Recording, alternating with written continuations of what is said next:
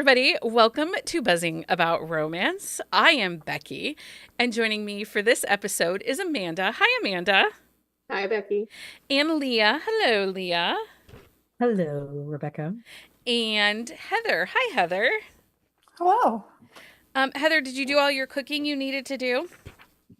Yeah, we hosted Friendsgiving for my son and 10 of his, or 8, I don't know, teenagers. I mean, after 3, it doesn't matter the number. It doesn't matter the number.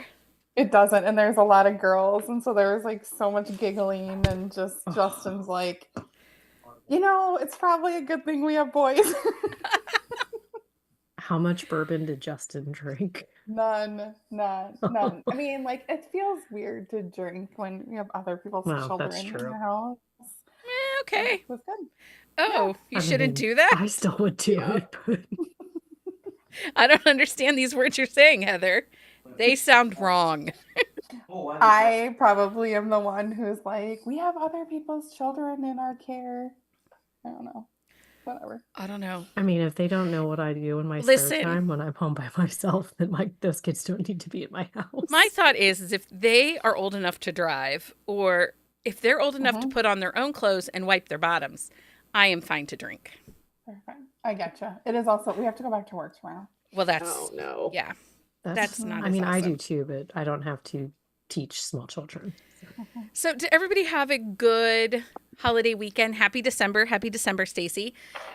We are here December 1st, 2024, the last month of the year. I remember a couple months ago, Jenny was fussing at me because I was asking for ideas for episodes for November, December. And she's like, that's months away.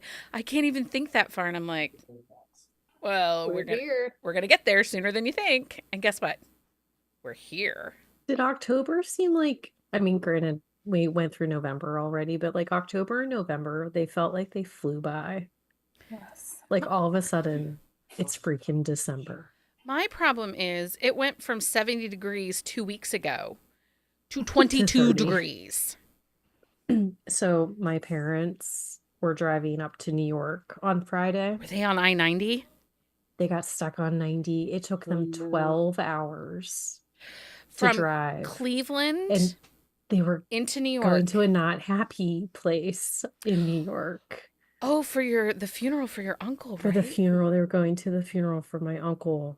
And it took them 12 hours to get up there. Oof. My mom was like, she was telling, because we did Thanksgiving with my side of the family tonight. So my mom was telling me, she's like, yeah, at one point, because my brother went with them. So my dad and my brother were on the front seat. And she's like, at one point I looked up and all you could see was white. But she did say the upside is, and even my brother said, he's like, nobody was passing anybody. So it was bad. Yeah. Oh, yeah. Yeah. And there's still, between Erie and Cleveland, there's still sections that are shut down that you can't move. Because it's still snowy. Yeah. Good old lake effect.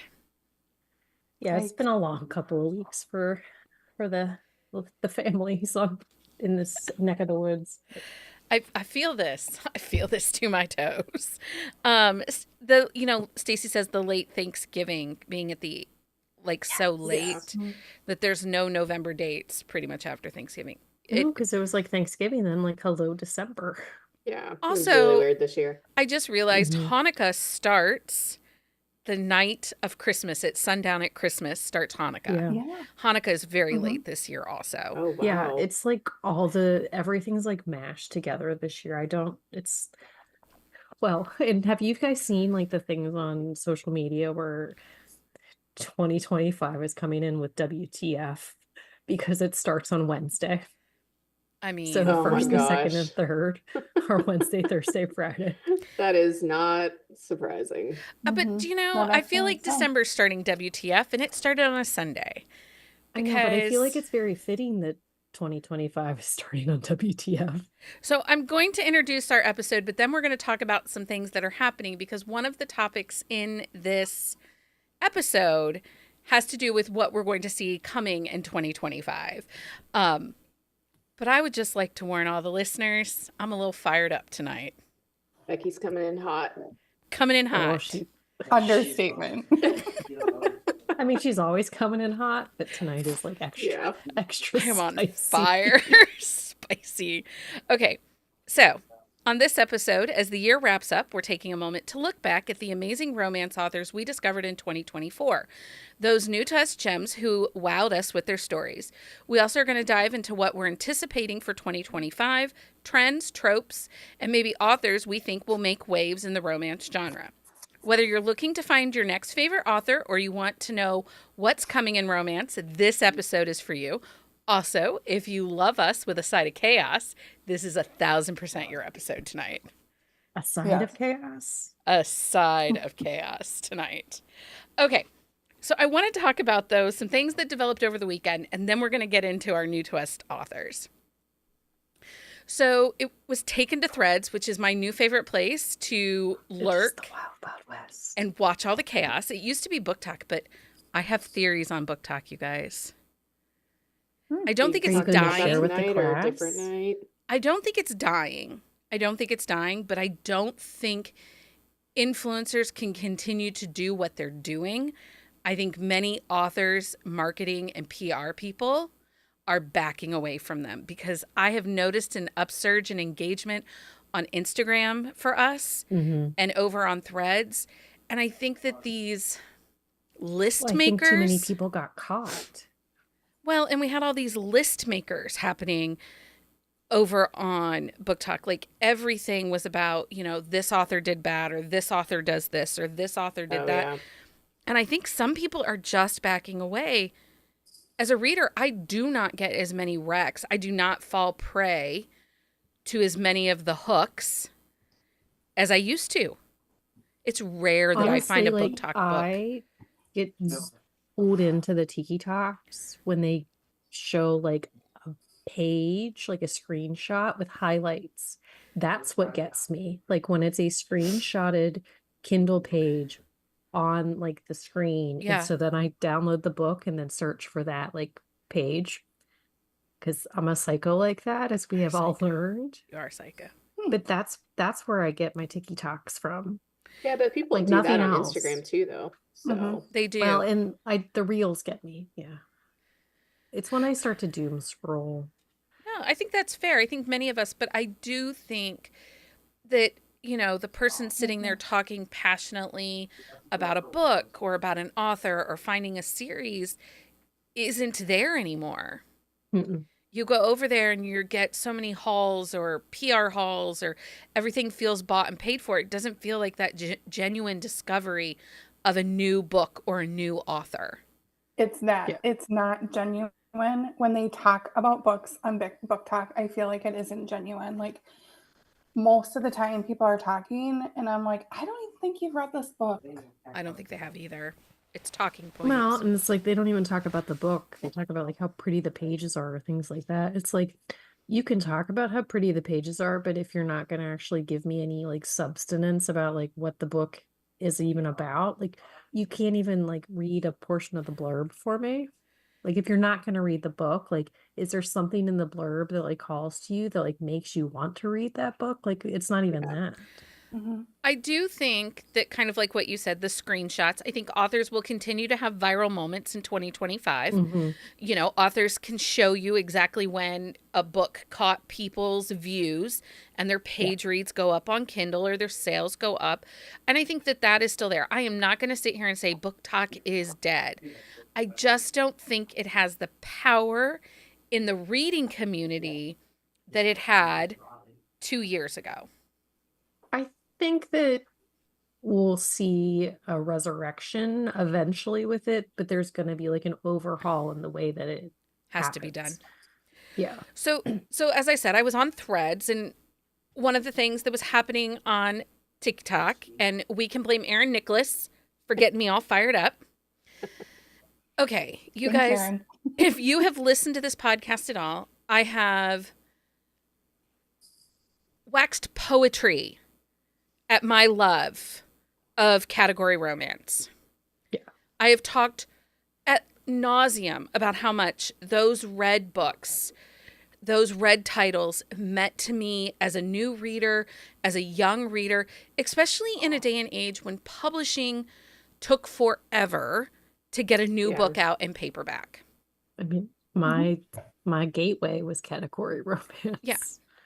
I love category romance. There was a series called The Montana Mavericks that had multi-authors writing in it, and it wrote about this small town. And like my love of cowboys can be pinpointed to the Montana Mavericks, and that series started in 1994. And it still exists. I don't know if they're writing about the same town, but I'm in it. Yeah. Brenda Jackson, who wrote The Mhm. Westmoreland Family, which was a black family of sheep farmers in Colorado, and then they kind of just spread out, and they have family in Alaska and LA and billionaires. Do you know how in love I was with the Westmoreland family? Like, I wanted to move to Colorado and find myself a sheep farmer. I am not a farm girl, people. I am not.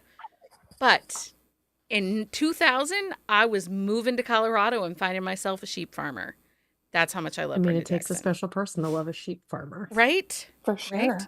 So there was a girl who wasn't very smart, who made a video. She was in Barnes and Noble, and she scans to the Harlequin section in the Barnes and Noble and says, "Look, I found a whole publisher of AI romance books, claiming that Harlequin category romances are actually written by AI." And I'm like, "Oh, you done messed up, you stupid hoe." No kidding. I got really, really fired up about this because, first of all, Google's freaking free, people. Free. And it's not new. Yeah. The fact of the matter is, do you know how hard it is to write category romance? I know a lot of people diss it, but you have a certain word count. It's anywhere from 45,000 to 60,000 words. It cannot go over. You have to hit certain beats within the book by certain percentages of the story.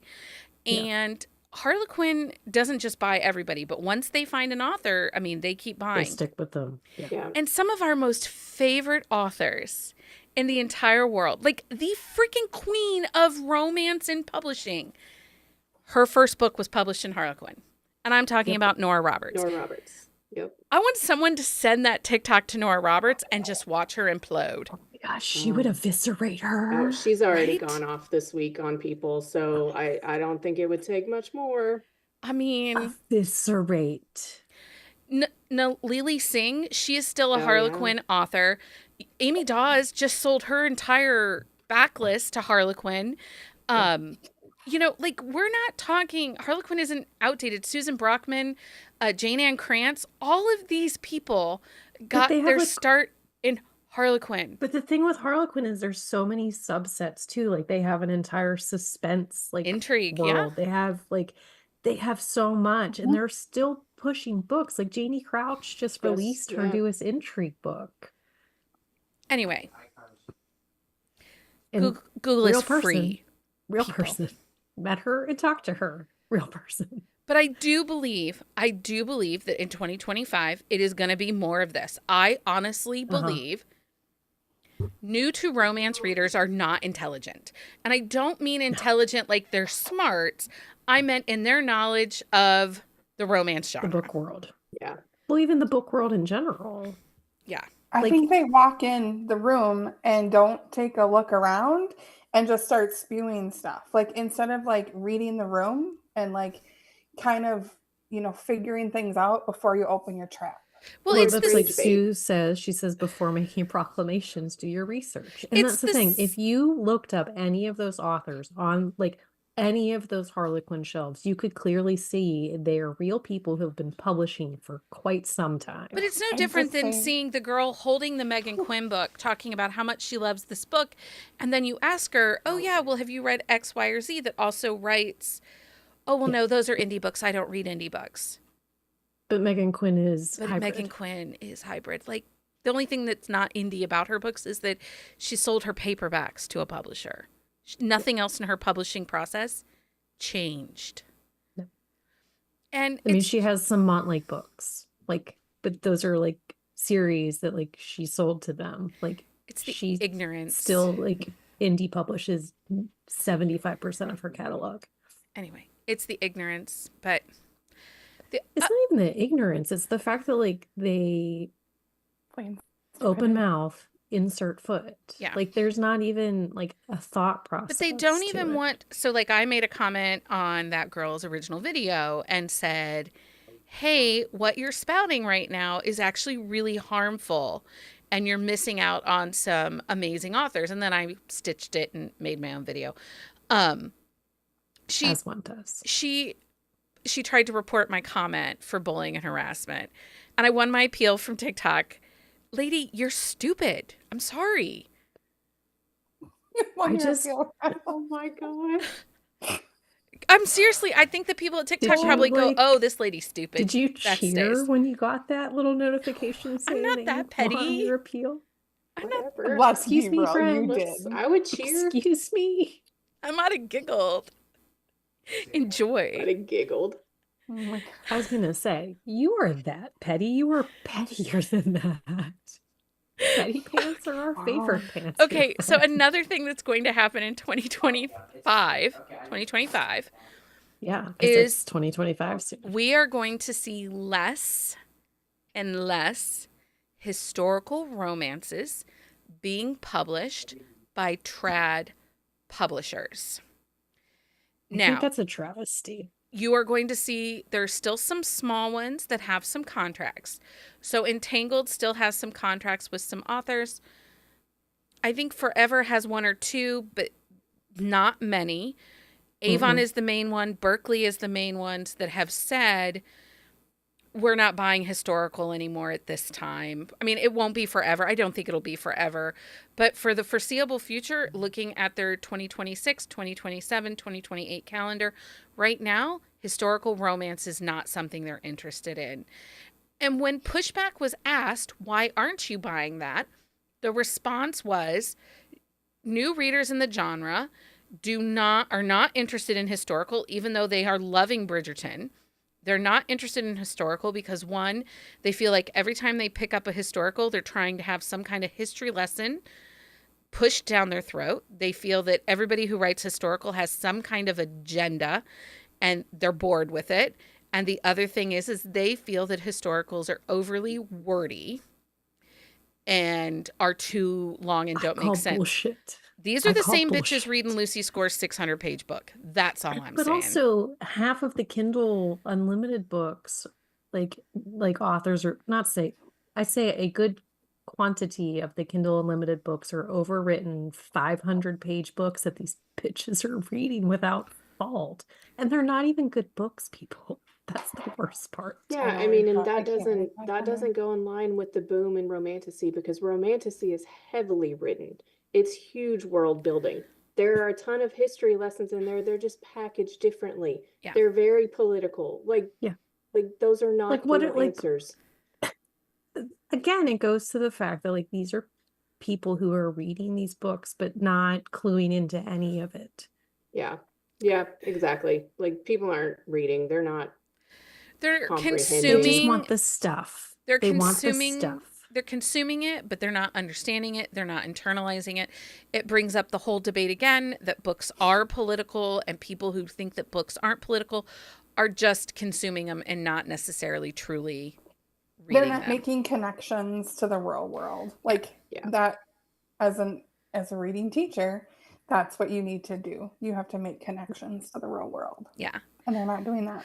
So one of the things we're going to see in 2025 is some of those big name historicals are going to start releasing their books independently. Which is interesting because some of those people have been very against indie publishing. Some of those people have been very against indie publishing and have been very vocal on they feel that indie publishing lacks a certain amount of quality and stuff. And some of this, if you think about historical and category, think about the size that it is. It's mass market. Yeah. And why does this girl not know what category is? Why don't these young readers want to read historical? Well, they're mass market. They don't like mass market. And Well, but that's dumb. I think it They would want be to feel different special. if category was like something new too. Like if it was a newer concept, I could give a little grace and fault for that. But category has been around since like historical showed up on the scene. 1903. Oh, wow. Moon's Like Bills. Moon Boone Boone Mills published the first line of category romances within England, and then in 1948, Harlequin bought it over to the U.S. and started publishing it. They were pocket-sized romances. They were Mhm. for the certain demographic of identifying women who shopped within smaller markets. So people who didn't have bookstores but had grocery stores, because pocket-sized books could be sold in your grocery store. But that's the thing. Like, if it was a newer concept, then I could say, yes, I could understand where the thought process behind those comments would be. Still think it's dumb, but like, this is not new. Category is not new. Category has been around way longer than indie romance has been around, because indie romance has only been around for about 20 years here, people. Well, that's Well, not it's true, been around longer because than us.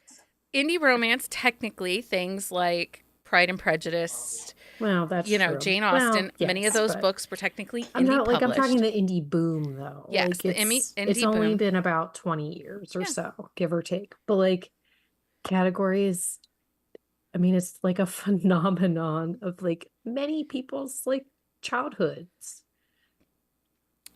Stacy says there were newer historical authors over the past few years that were overtly feminist and graded without realizing how feminist the genre is already, and made it a little too preachy for me.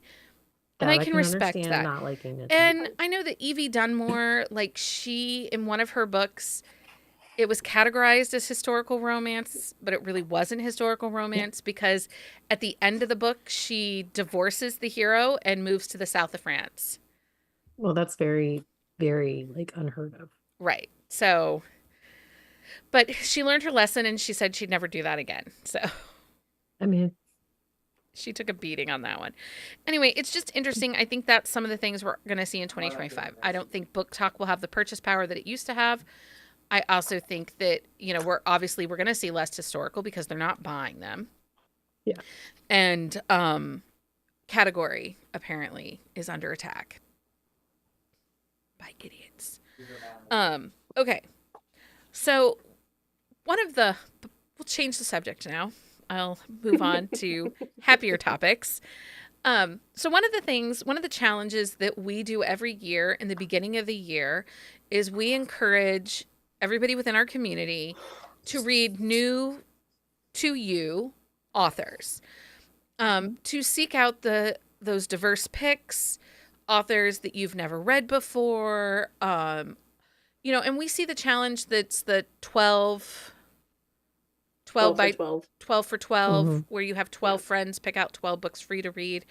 And that's always that's a great challenge too. What it's meant to do, what we're meant to do, is to push us each outside of our box. And really, it was started because I think it was the very first year, 2021, when Leah and I went to do our year-end thing. And we started to realize that, like, we had a very cycled, each month. Like, you could tell, like, oh, this was a Sawyer Bennett release month. We read that book. This month was a Susan Stoker release. We read that one. This month was, like, we were very in our box. Pigeonholed. Yeah. We liked our lanes, and we didn't really like to veer out of our lanes.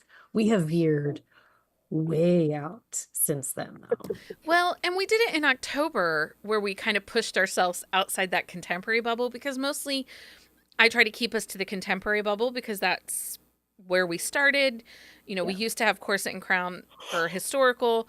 I think now, as going into 2025,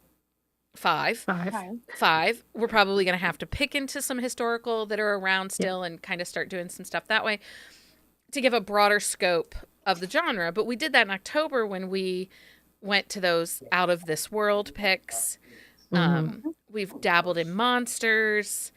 So, but that's kind of what we're trying to do when we issue that challenge at the beginning of each year, is to encourage our listeners to pick outside your box, because there are some great authors out there that you might be sleeping on.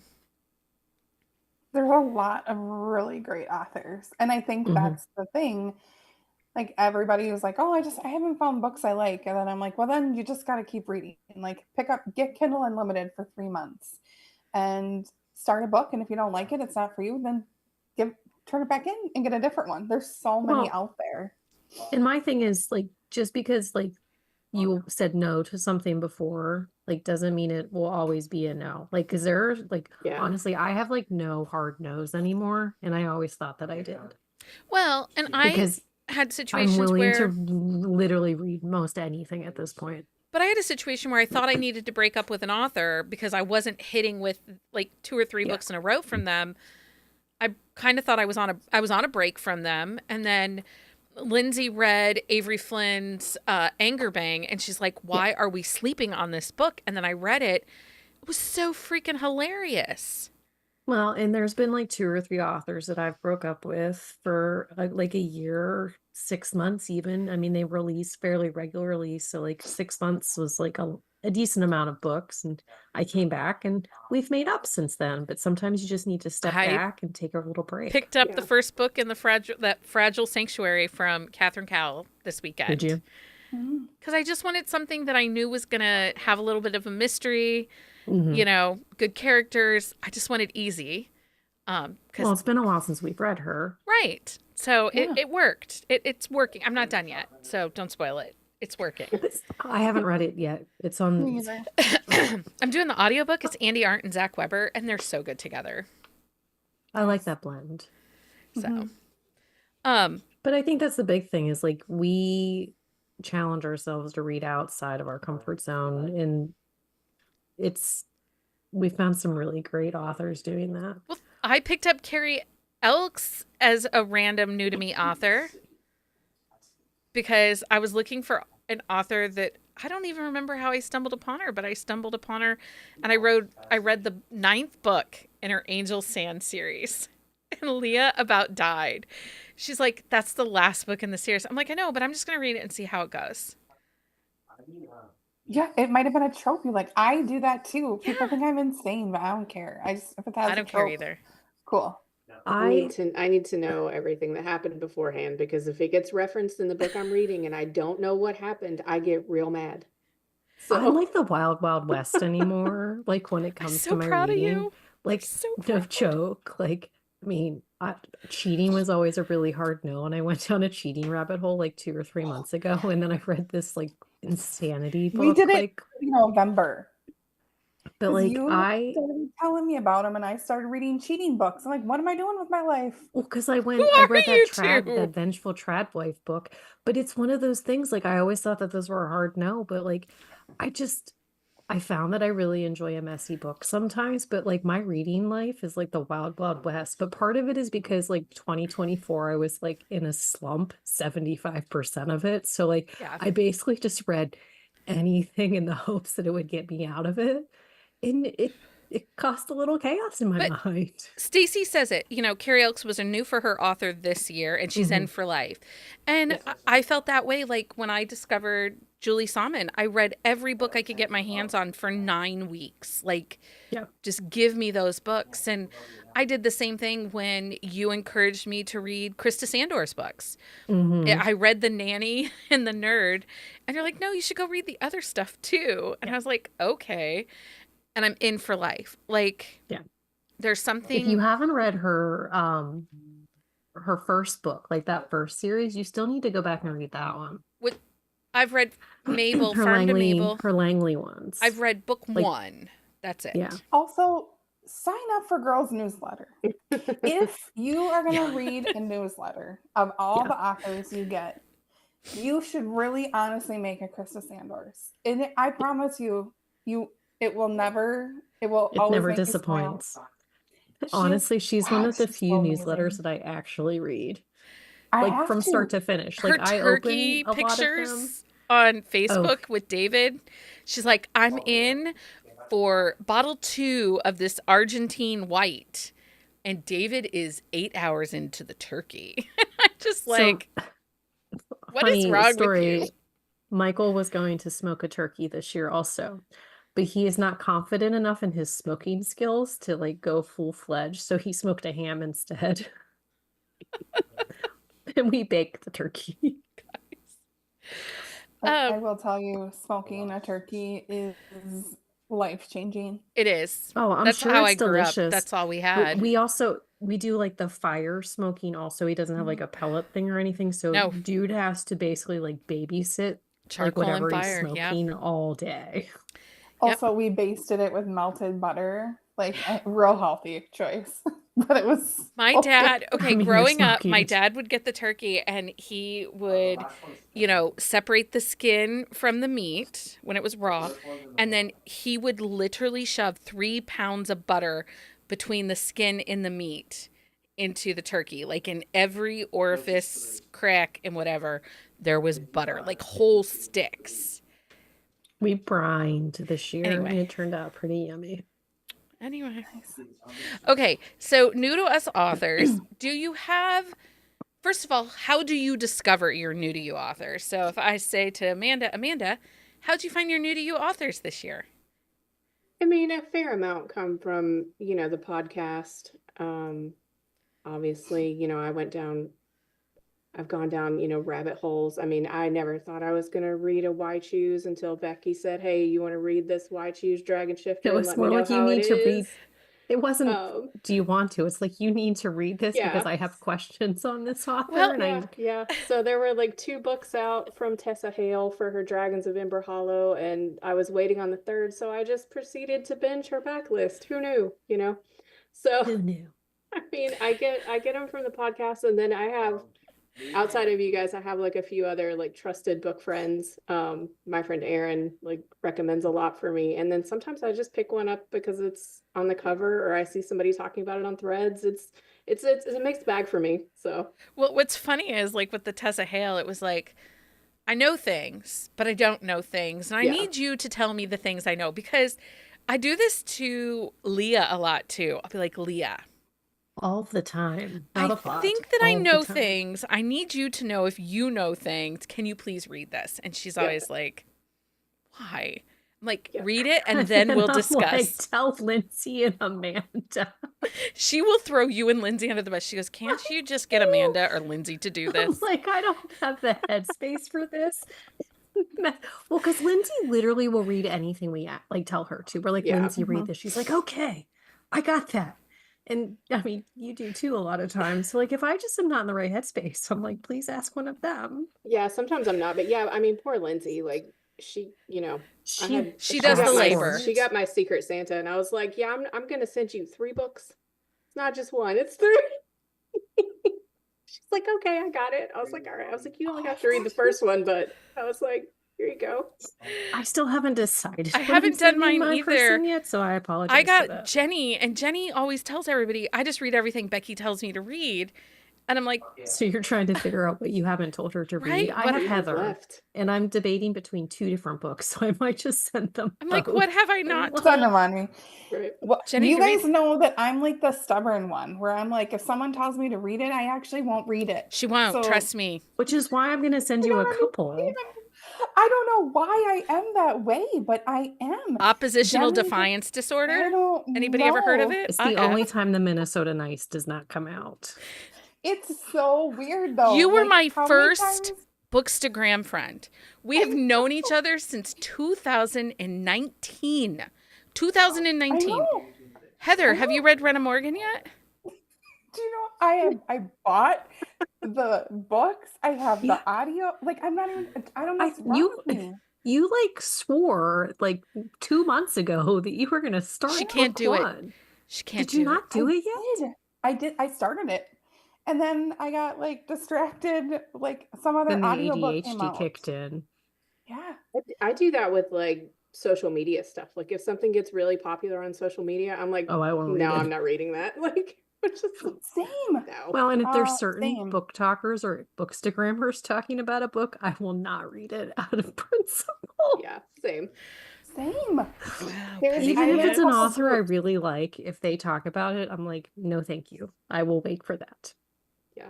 I think we've all got a little bit of that oppositional defiance going on. I'm just really mean and petty. Wow. Okay, Heather, how do you find new to you authors? Because obviously it is not from us. That isn't true. I do read. No, we talk Um, about it, and she's like, maybe I'll read that one since they yeah, didn't tell me to. there's a couple Facebook groups that I'm in. So like people will post like, I'm looking for this, and then someone like posts a book, and then if I just kind of go through all my screenshots, and I'm like, oh, I'll try this one. I'm a really fly by the seat of my pants. Like if a trope sounds good to me, I don't care if it's book 11 in a series, if it's arranged marriage, I'm in, or if it's friends to love. You know what I mean? Like Yeah, I just kind of go where the wind takes me. that's Is fair. that's not, I know that's not great, but that's just honestly, But I feel like that's how a lot of us do it, Yeah. though. Like, we talk about a book, and it's like, that sounds really interesting, or like, we'll come across like somebody talking about it. And it's like, they have to have a valid, specific reason as to why they liked it. And sometimes mhm. if they don't like it, I'm like, I wonder if I'll like this, and then But I'll uh, dive into it. I would have to say that of all the podcast hosts, Amanda and Heather are probably our biggest mood readers. Yeah. Their Oh mood yeah. can solely affect a Mhm. book way faster. You and I will give a book a chance even if we're not feeling it. But Yeah. Well, and most of the time I might skip and read it out of order, like right. I like to do But we sometimes, can but power like The- through, aka Megan Quinn. I did not power through that one. I skipped around on that one a lot. I couldn't But do wait, what it. was that book I read like a couple months ago where I read the entire book, but not a single thing in order? I don't remember, but I do I don't know. remember either. But I can't fathom that's doing my that. thing is I will bounce around a book. I did it the other day. I don't remember what I was reading, but like the characters were intriguing, but there was something about it I didn't like, so I bounced. So for me, one of the things that I always am doing to look for new authors is because I like audiobooks, and for 2024 audiobooks are what really worked for me the most just Mhm. because I was very busy with work this year and life. So I love Hoopla because I can search by narrator Yeah. via Hoopla, and I will look for specific narrators. So like I love Wesley Shaban. I love when she narrates a book. She did Lucy Eden's Yeah. Book Boyfriend and Cherishing the Goddess and all of those. So I went looking for her, and that's how I found Alexandria House. And I read Holding, and I haven't been the same since. Like, I I loved do that those too. Like books. I'll search an author or a narrator Yeah. because sometimes I just need because I like to listen to audiobooks when I'm at my office job just because like it gets kind of slow and sometimes I'm there by myself, so I need something to keep me company. But yeah, I'll search narrators just to because like their voice, but it also depends on who they're narrating with because some people don't blend well, so I always have to like be cognizant of the blend. Yeah. Okay, so do you guys have any standouts for this year? Like, are there some new to you authors this year that you're in for life? Like, if they're writing it, you're reading it. Mhm. Go ahead, Heather. Who do you got? Actually, in January, I started reading L.K. Shaw. So she Mhm. has some mafia romance, and I like binge hardcore. And I've literally been stalking her, and she really hasn't released much. But I'm keeping a I close think she was eye. having some health issues, and that's why Yeah, she I, had pushed back. definitely. But there's a new like mafia series that's coming out. Well, That and she I'm. just dropped a bunch into KU too. Mm, I think she's a I did not know rotator. that. I think she goes between Kobo Plus and KU fairly Yeah. Well, consistently. it was one of the series that hadn't been in KU yet that she dropped in. Nice. Amanda, do you have a standout author this year? Kara DeWitt for me, honestly. Like I'm Mhm. just I mean, I've only read 3 so far. I still have to read Funny Feelings, but Savor It like altered my brain chemistry, I think. Like I'm That was a just really like good book. I'm obsessed with that book, and I'm like there's something about the way that she writes, and I don't know what it is, but I'm like I don't think I'll ever like not read a new book if she puts it out. I understand that. I understand that feeling. Um, what about you, Leah? Do you have an outstanding Um, new to you author this year? Kathy Yardley. Kathy Like Yardley. Role Yeah. Playing was my first book by her. We did it last week, and I really loved her writing style and her characters. Yeah. I thought that the way that she developed that story and like the way the characters came together and just the story itself was really well done.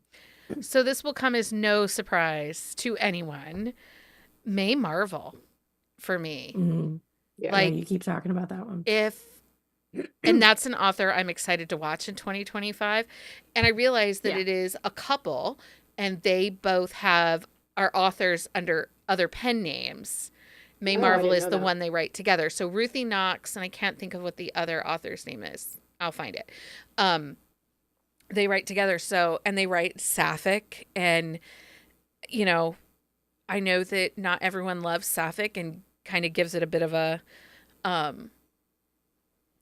hard bum. But if Mhm. I'm really honest, you know, I constantly complained in 2024 about the lack of stakes in books.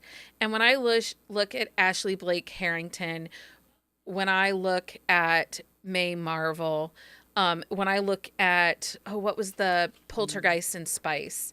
Allie K. Mulford and I can't think of who wrote that with her. When I look at their books, it's the stakes.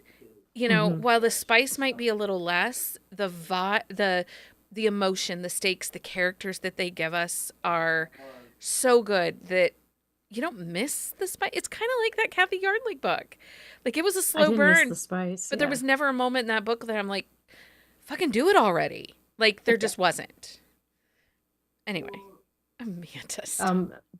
Jenny found it. It's Ruthie Knox and Annie Mayer. Okay, thank you.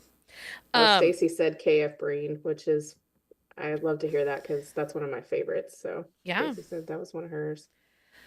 Okay, any other? Let's go with our standout authors. Let's talk about some of these new to us authors or titles that we found. One, to be honest, we made the we made the decision to do it in March. We announced the change in April with going to the Wednesday episodes and stop doing the quick shots on the main podcast feed. We still do quick shots. They're just over in our Patreon. So if you join Patreon, you can listen to tons of book reviews over there. I think we're releasing sometimes 2 a week. Because Mike is like, I thought this was going to be less work for me. And it's not, but it's fine. Has he met us? I know, right? Seriously. So quick shots are on Patreon, but we went to those Wednesday book club styled episodes where we really talk and dissect a book. And as we have done that this year, I've found some really standout authors like Tara DeWitt. She was not on my radar, but she was our trending title that month. And we were like, yeah, we're going to have to read that book. It was really good. That Gabrielle I made Gomez. my mom read it. She liked Did you it really? too. Oh yeah. I randomly buy it for people. Oh my God, that's so funny.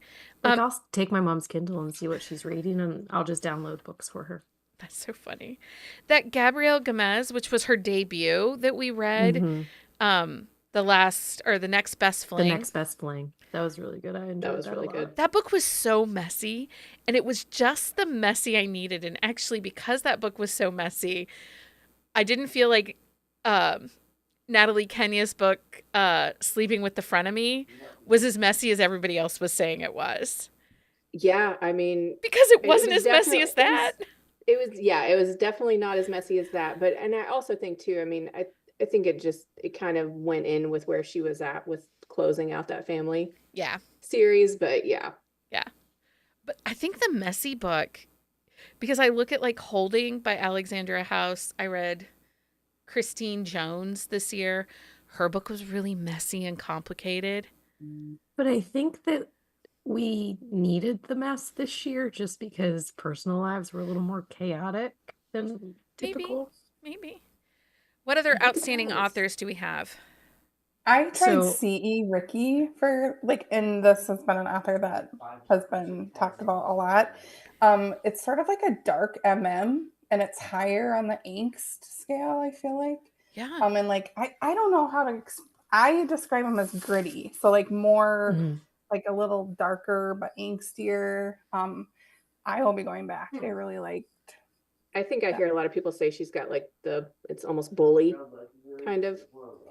Yeah, Like I'm not a leaning huge towards fan bully. of Bully, Yeah. but I feel like it was more angsty than.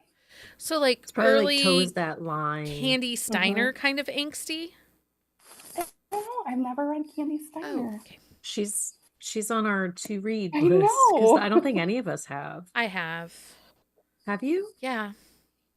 I have. haven't. I It's feel like You I guys, would I like the read messy, Devney the sheep. Perry for the first time this year. So Yeah. Devney was a new to you author this year. Oh, that's crazy. Devney They're just Perry kinda was a crazy. new to me author this Interesting. year, along with Kristen Proby. Oh yeah. You went into the back, but Amanda did backlist dives this year too. Yeah. Oh my God, yeah. I mentioned my friend Erin, and she got me to binge Carla Sorensen. So I did like the whole Washington Wolves, the Ward sisters. I'm on to the new series. She's one that we took a little break. But Yeah, I no, yeah, came I get back it. and I shall be going back and reading the ones that I missed. And then I 'cause got I'm- another one that you took a break with. Like Rachel got me to do Jessica Prince. She got me started with like Dead to Rights, and then I went back and read almost all of it. So yeah, I mean Yeah. it's been a big backlist binge for me this year. Let's see. So I was Go ahead. one of my friends, she's actually a swim mom, and we happened to get talking about books. And I have introduced her to many books. I've talked about it before, but she's the mom who I was like, wait, is consent important? And she's like, Oh yeah. maybe.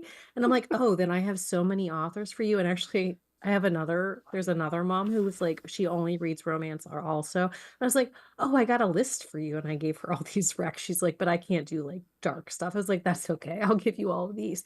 But she introduced me to Jessica Gadziella. She has a Oh. whole bunch of different, like, she does some like paranormal stuff. She has MC. She has like Oh yeah. mafia. Like, she has a pretty wide variety of books. Like, I've dove fairly deep into the backlist for her, but her mafia one, she just had a new one come out. It's called I don't remember what it's called, but it was very good, and I've actually read like 3 or 4 of her books this weekend. So a book that was a quiet sneak for me that I read recently, I did the audiobook, was Love and Other Conspiracies by Mallory Marlowe. That looks so good. The cover's adorable, and I it keep coming delves across that one. into cryptids and the search for Bigfoot and Mothman. And if anyone knows anything about my girl child, she is totally She's all into the about that. cryptids. She's trying to convince us that we need to go to Mount Pleasant or Point Pleasant, West Virginia, to see the Mothman statue because apparently he has a very nice ass. Didn't know this was a thing. Look it up. Well, Rebecca Gallo like sent you the picture Yes. of it. Well, Rebecca Gallo is, as B. Gallo, she is writing a Mothman romance. Wow. So they're gonna meet halfway because it's halfway between the two of them to see the statue. To see the It's statue. That's amazing. And ogle a metal man's butt. I mean, it's like when you see the David and there's some ogling there. Okay. I'm just saying. I did not ogle it. I'm No. just not sure that's the same thing, Leah. Ogle in a different world. Okay. Another new to me author that I did this year was Hannah Cohen. I know lots of people had already read her. But I read Her Greatest Mistake, and then I actually am been reading the Cherry Peak books, which is the 3 friends in its small town prairie, Canada, and I'm loving it. But I will say with her books, they are very slow burns. Do you don't miss mind. it though? What? Do you miss it though? No, because she gives me, even though her books are kind of soft with vibes, she gives me some good stinks as far as emotions, especially with the heroines. Many of the heroines are plus size, real bodied heroines or dealing with body image and stuff like that. And it works. It really, really works for me. Okay, what else So we got? I Go ahead, discovered Heather. Jocelyn Soto, Oh, you. Go which ahead. I I will full disclosure, I did some audio work for her. So like I did like audio edits for her. So I listened to the book and read the book like as like I did them, and I just really loved her work doing it that way. But she is an author that should be on your radar if Yeah. she isn't already. Her books are well done. They're excellent. Like, yes, I did the audios, but I wasn't editing the books. I was just editing the audio. But yeah, like she's an author that I will definitely pick up, even if I wasn't Well, and getting I think the paid. cartel books, we read the baseball book Hmm. as a group for one of the Wednesday episodes, and I know not many people really loved it.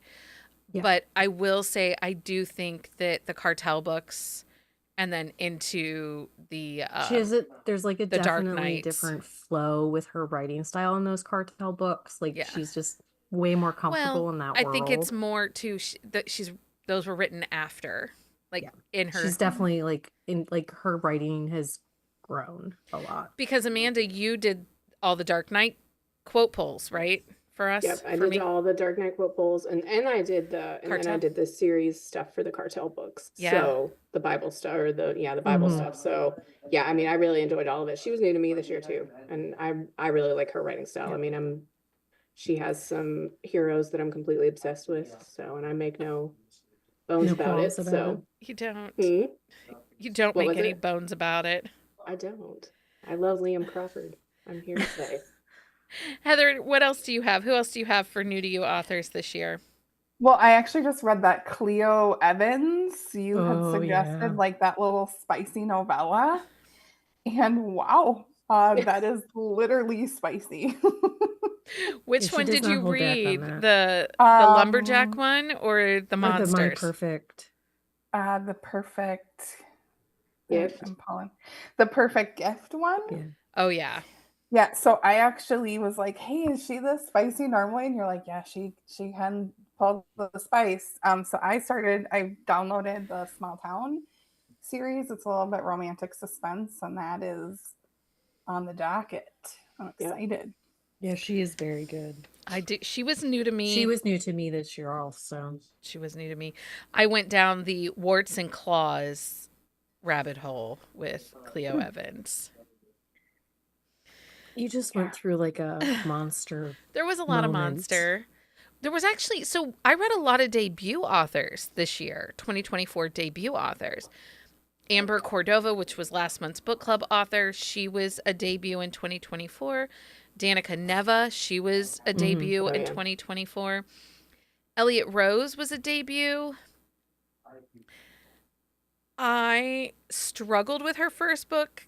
I will read her second book to give her a chance because I never am going to write off a debut offering. Yeah. But book 2 is 563 pages. Oh, And Don't book know if I can 1 do was that over one. 500. And I just was like, it was a pacing nightmare for me. Gabrielle Gomez too was a long. debut. Ivy Fairbanks, her Morbidly Yours was a debut this year. Mhm. If you liked Pushing Up Daisies, do you remember that HBO show? I love that show. You would I think you would like her Morbidly Yours. It's a little slower burn. It definitely is into that trad pub.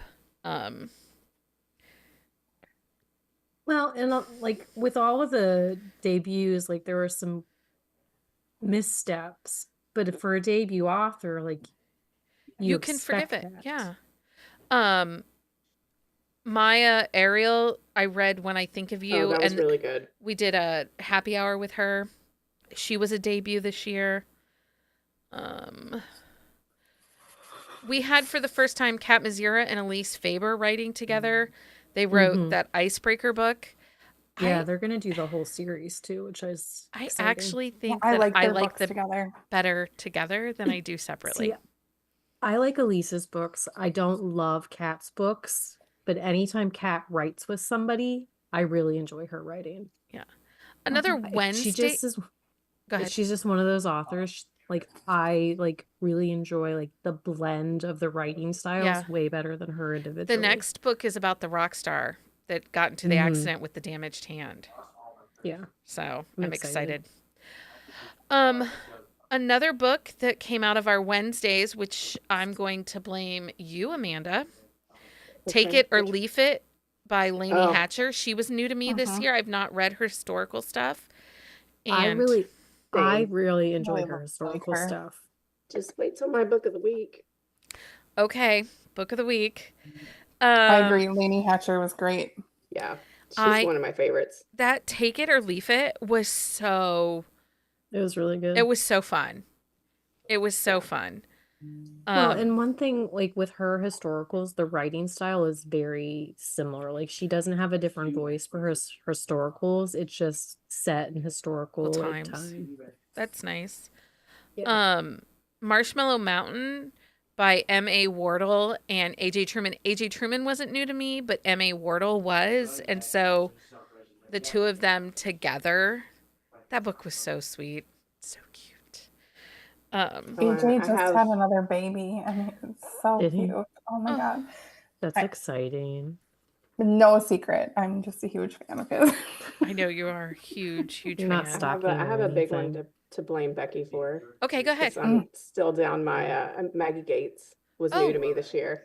You're so I welcome. You're so I welcome. finally too. did. Oh, I'm not complaining. No, I'm not complaining because I did the Falls Creek and then I did the Griffith Brothers as they came out, and now I'm back on the Poker Club. Like, and I'm reading through those slowly so I can get through them before her next one comes out. Like, I'm obsessed. Oh my gosh. Yeah, I am wanting to do a Maggie Gates binge that I really liked. It's The worth Falls it. Creek. So she Yeah, just sold a bunch of books to Tantor for audiobook publishing that should be coming out Oh, in the next couple months, like, throughout the Nice. year. Because she sold the Griffiths brothers, the 1001 that she had, or Yeah. 1000 Lives or something. I don't know if she sold the Poker Club, but I think she might I don't have. think she did. I think that it was just those two, wasn't it? No, I didn't 'cause think it was it all was three. a bunch. It was a bunch. I think she decided after everything that happened with doing Falls Creek that she did not want to be in the publisher side of her audiobooks. That it made more sense for her time, her heartache, and everything to just use something like a publisher like Tantor. So those will be coming out. And Tantor typically goes right into Hoopla, which is nice. Okay, so this was an author I did work for, which Jocelyn Soto was an author I did work for. But I want to talk about, I actually read Sarah L. Hudson, her Space series box set. They're on audio. They're so fun. And book 2 in that series was my favorite. He is a grumpy cowboy, and she is the super smart, overachieving astronaut. And they are so opposites, but he hurts her feelings, and then he bakes her cookies. They have sex, and then he bakes her cookies. And anyway, like, seriously, a man that bakes you cookies? I mean, come on. If I can have warm chocolate chip cookies after an orgasm, hello, 10 out of 10. The covers are actually very They're funny. so funny. Yeah.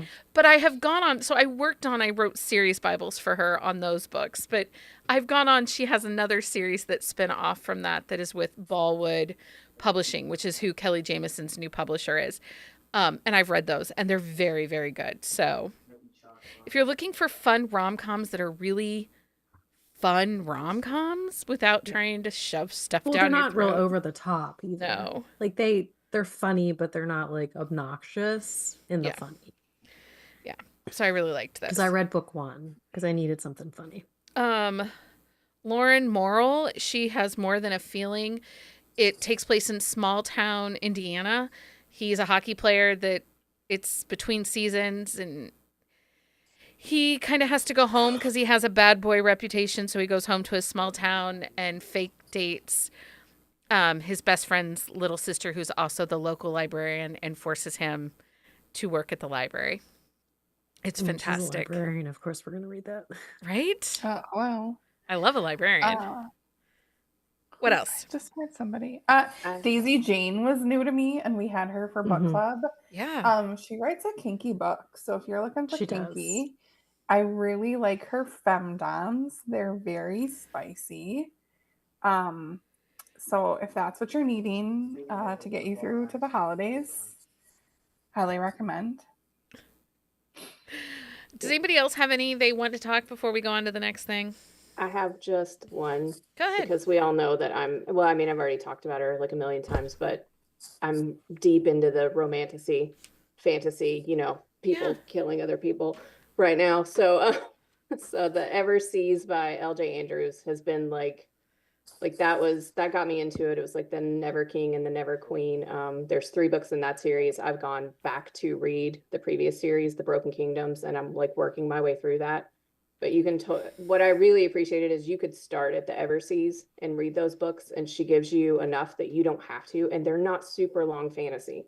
I mean, they're Nice. like 300-400, but they're not these 500-600-700 page like tomes. Yeah.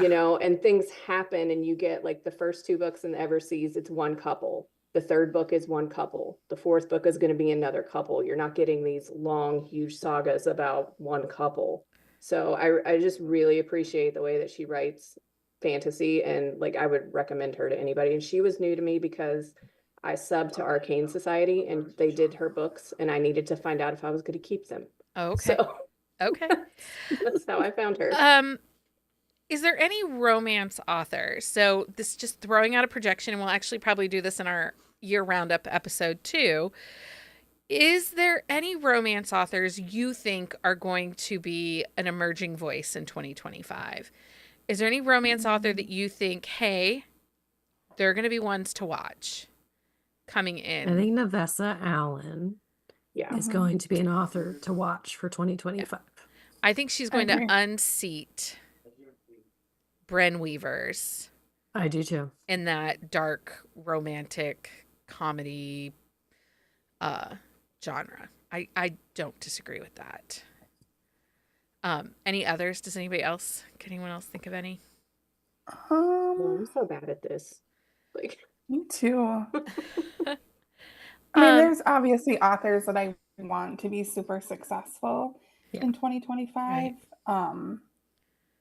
And I have high, Hopes. yes, I have high hopes and I want them to be successful. So, do you have any you think that we'll see, Leah? I mean, I don't know. That's the thing. I don't know because the way that things are changing and like the fact that there's so many authors writing to trend right now, I know. Yeah. it is hard to say an author's gonna really do well because the books that I feel like are really well written are not necessarily what people are reading because they don't want substance. They just want mush. I think that's fair.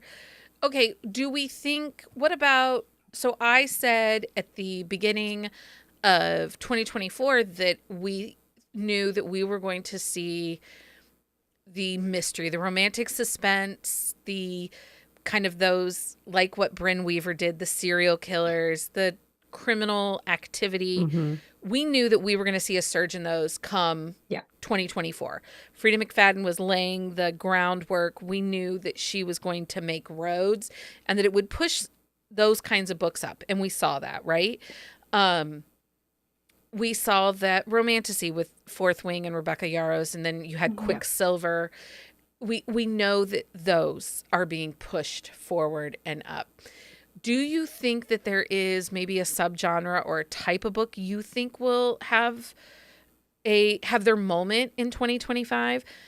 You make your guess, and then I'll tell you what I think it's going to be. I think with Sarah Kate's new series, that new trad pub, kind of more spicy book coming out, I wonder if we're not going to see a lot more spicy. Not like, kind of 50 Shades, like not hopefully way better written than 50 Shades, but that kind of, how that kind of took off and everyone was very spicy. And I feel like people are ready for that again. Yeah, I can see that. But then I read Catherine Cowell's book that is also part of Source Books. It's the whole crime junkie, like serial, like. But to be honest, though, Catherine's was not spicy at all. Yeah, and I think she kind of said that. I mean, I haven't read it yet, but I think she kind of in It her leans more Facebook into the group kind of said that it women's, wasn't. women's But fiction. we're still seeing that romantasy boom too. Like there's so many books that have been bought recently Devney in the Perry sold a romantasy, and there's so many series. authors A.L. who Jackson like sold Michelle books. Hurd, A.L. Jackson, Devney, like there are these authors that have been well established for a few years who are writing romantasy right now. And it's like they say that it's been something they've always wanted to do, and some of them, yes, I believe that is true, but it like when they started writing, that was not like the subgenre that was there. But I think that we're going to see a lot of that in 2025. Yeah, So I I have agree. That's not going two anywhere. thoughts. One of the things that I think we're going to see is I think we are going to see monster romance hit Yep. more of the trad pub mainstream. January Bell, in her other pen name, just sold a Minotaur book to Berkeley as Brittany Kelly. And we've seen the Minotaur come out from, I think it's Berkeley, with Ruby Dixon, her Minotaur. So I do think Yeah. monsters are going to get their day. We see that with the Mallory Marlowe book because that was a trad pub, cryptid suspense. The other thing that I think is going to make its moment in contemporary romance, and it's because of fantasy, but it's because not every romance author, can write romantasy, right? It takes a special skill to write the lore and all of that.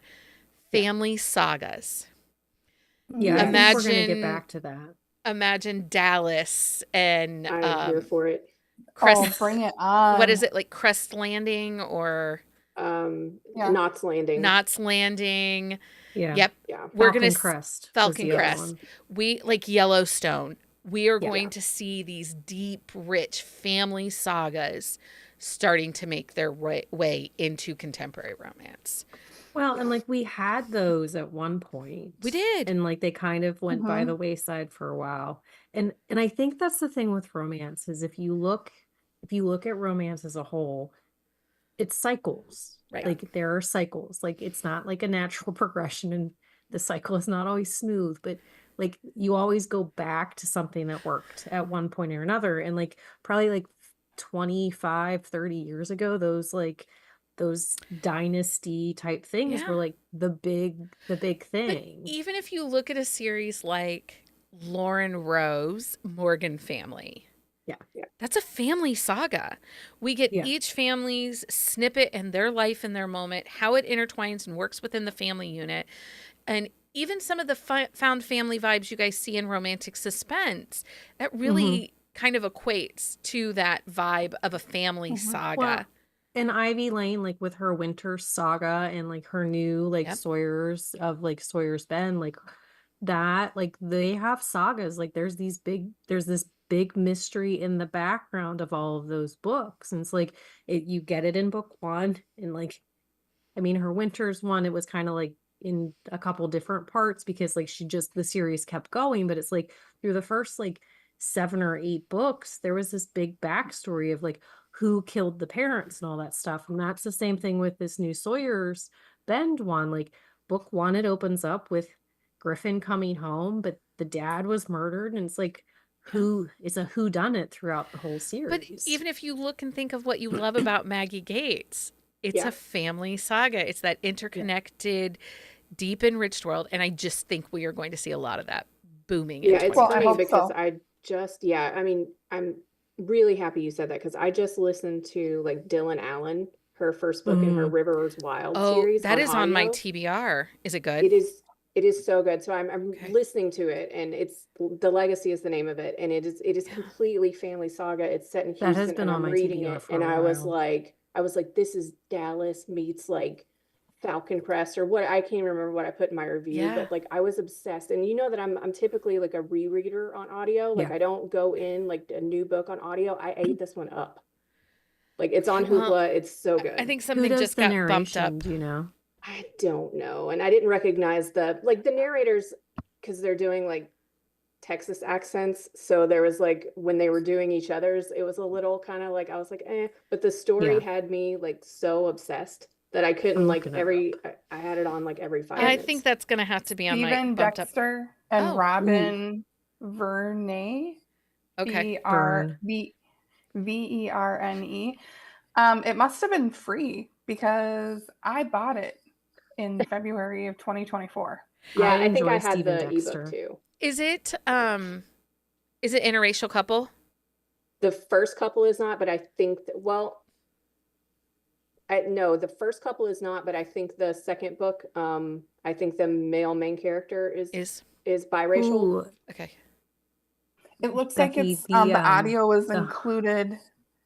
the 1001 Audible. Dark Nights novella for the like family. It's Wesley Siobhan Oh, I love me some Wesley Siobhan. Okay. and Winston James. sorry. I Okay, didn't we mean gotta to, get. backtrack No, there. it's okay. It's fine. You know, we're just gonna be a little long tonight. The only one who's complaining is Mike. Nobody else. Okay, so that leads us, as we've talked about all this, into Project Backlist.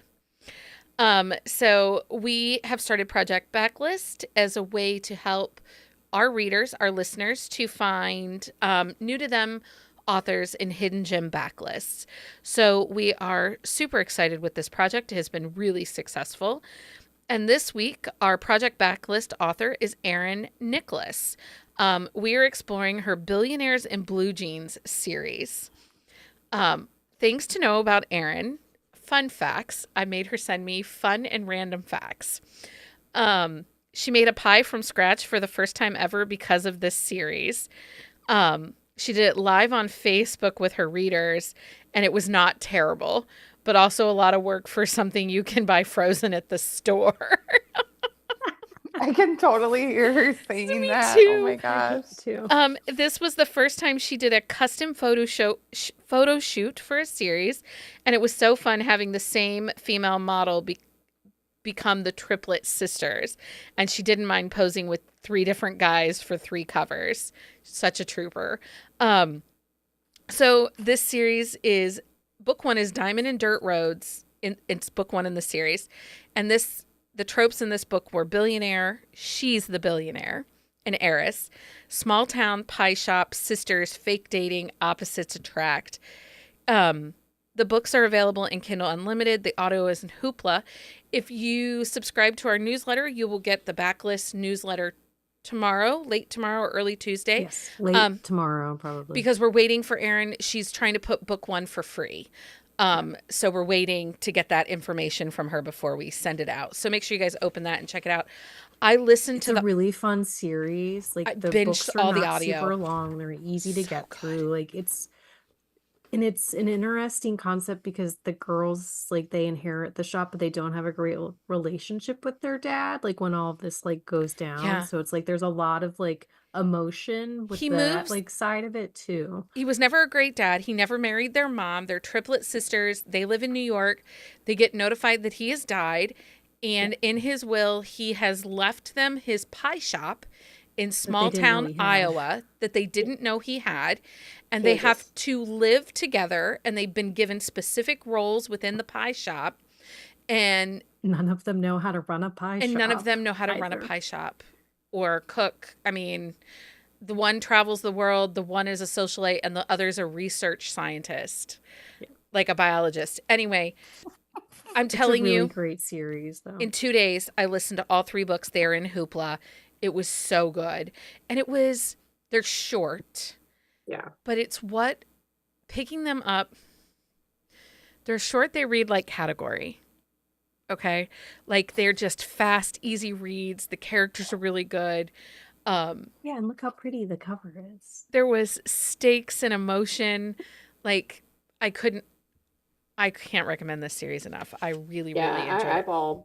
I've all read book 1 like yesterday in like It's 300 one day. pages. Yeah, it was a super easy read and it was a lot I did of not fun. realize that. It Yeah. goes so fast. It's really good. I really liked it. And the pie, the whole pie piece. It's hilarious. And in book 1, he's fake dating one of the sisters, but Well, attract. he's fake dating a sister, but he thinks it's a different sister. No, Well, he just for a knows the minute. difference. He knows the difference. Yeah, only for a minute Well, when they but first kiss. she doesn't Yeah. know that he knows. Right. Well, yeah. So there's a little bit of chaos. It's like involved, deception too. within deception. Yeah, Yeah.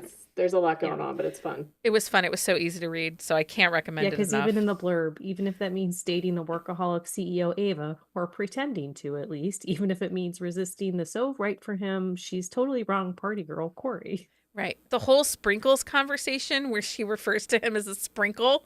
I Yeah. was like, okay, I kind of want to be a sprinkle. Anyway, okay. It's such a great story, and like It the is. And if small you've not town read, is just a character in Well, itself, Iowa too. doesn't get much love in romance books, so well, if you haven't, This is the second series she has in Iowa. Well, Isn't this it is technically the Kansas? first It's one. Kansas, right? no, it's Iowa. Kansas. Is it? I'm pretty sure it was Iowa. Am I No, they moved to crazy? Bliss, Kansas. Oh, it's Bliss, Kansas. Kansas. The Okay. Iowa one is our hotcake series. Okay. It's Okay. I Applebee. was I like, could am have I sworn it crazy? was. No, Anyway. move to Bliss, Bliss, Iowa, Kansas. Kansas. You're right. Run Okay. his pie shop for But a they year. talk about no Iowa dating for in the 6 book. months. I think, I mean, Kansas and Iowa are basically the same thing, Aren't right? they? Pretty much. Flat. Okay, so it's that time, you guys. It's that time It's that time. for Book of of the week. It's Book of the Week time, or we're going to end up a 2-hour show tonight. Sorry. We're not. It's only 10:16. We got time. Heather, what's your Book of the Week? Hold on, let me get to where I typed it. I am reading Snowstorm by E.M. Lindsay. So this is a snowed in book. I thought it was a novella, but it's actually a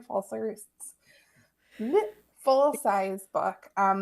E.M. Lindsay writes a really great, deep characters, and they often write characters that have a disability. And so one of the main characters had an accident and utilizes a wheelchair and a walker, and they're a little older. The other main character is an author and sort of had like a PR nightmare and kind of had to go away. So they're kind of snowed in together, and it's just really good. Okay. Really good. Amanda, what is your Book of the Week? Which I'm super jealous that you had this arc. And I know I could have emailed Lainey and been like, hey, friend. But I didn't. Yeah, so I got an arc of Leaf It to Me by Lainey Hatcher, which is book 2 in the Kirby Falls So excited series. for this book. She dropped it on Tuesday. I don't think I could get to it until Wednesday, and I finished it like really fast.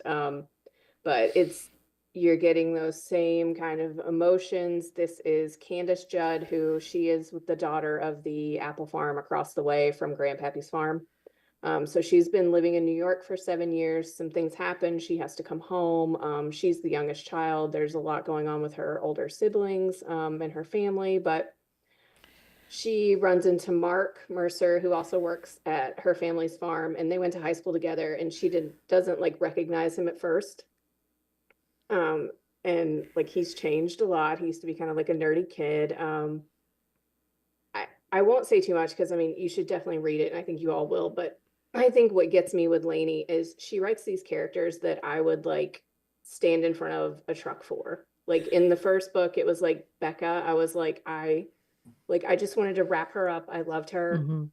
Mark, like that man must be protected at all costs. Like he is like, and then it's the same with the acts of service. It's doing things for people, and and they're both really nice characters, because when I read the blurb, I was kind of worried that Candace was going to be kind of like stuck up. Like she moved to New York, she comes back and she has this like prom queen role. She's not. She's and we like kind so of nice. get a little piece of her in Yeah. Take It or Leave It. Well, but we didn't. It was more of some like them complaining about her being Well, she was home, wearing though. high heels and like white pants or something. Yeah, And they were when like, she first Well- comes in, and so I had that kind of impression, but she is not. And like it's like I love them both, but like the town has done Mark wrong, and I'm still mad about it. But Okay. anyway, I love him. The book comes out December 17th, so okay.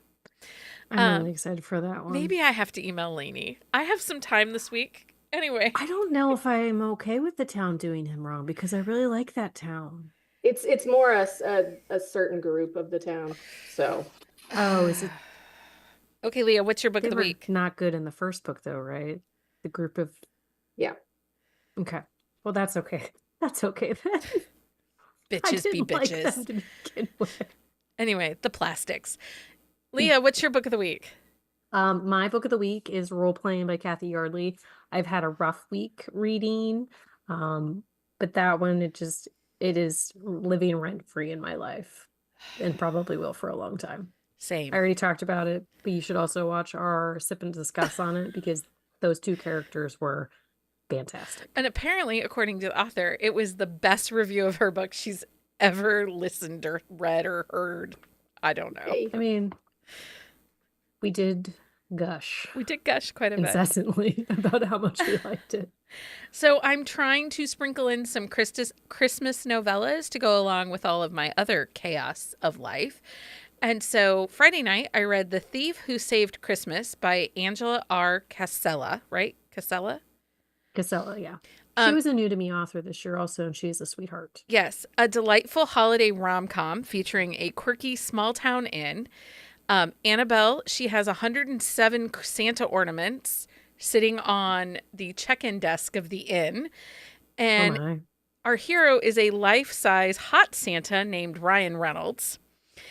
And reverse Grumpy Sunshine, she hates Christmas and he is just in it. He's a bad boy with a heart of gold, and he falls first romance with a heroine who embraces her autism and a hero bringing he's just very honest, and he accepts her honesty and how she views the world, and he doesn't ever judge her. Like, he's just like, okay, if that's what That's you want to nice. do, let's do that. And there's just like charm and holiday cheer, but the book's not very long.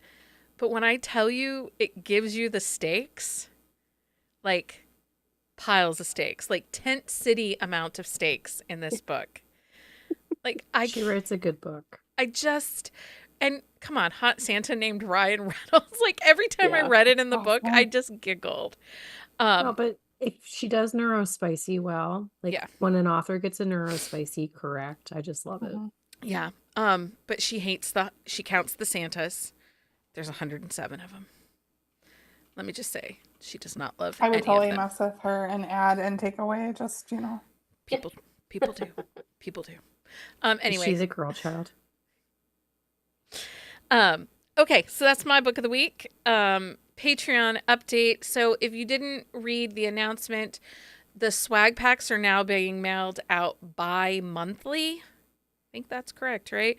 So you'll get Yes, that is one swag correct. pack for 2 months worth of membership. So swag packs for December are sponsored by author Delta James and Mary Carr, and they will go out in January with the January swag packs. We had to make some adjustments. I didn't want to increase the cost of the tiers, but shipping rates keep going up, and it just was starting to get pricey. And we use our Patreon. It pays for the software we use. Like if you join us on Zooms and book club and stuff like that, pays for that. It pays for our website. So if you're enjoying this, please consider joining our Patreon and helping us out over there. Make sure you are back here Wednesday for our discussion of the Netflix original Merry Gentlemen. I have thoughts on Chad Michael Murray's hair and the credit it deserved. Anyway, so that's what we're talking about this Wednesday. For a list of books talked about this week, please visit our On the Shelf show notes at buzzingaboutromance.com. You can find a current list of books for our upcoming Wednesday episodes on our website. Don't forget to follow us on social media for more updates and join our community of romance enthusiasts. If you loved this episode, please leave us a review on your favorite podcast platform. Share it with your friends. Your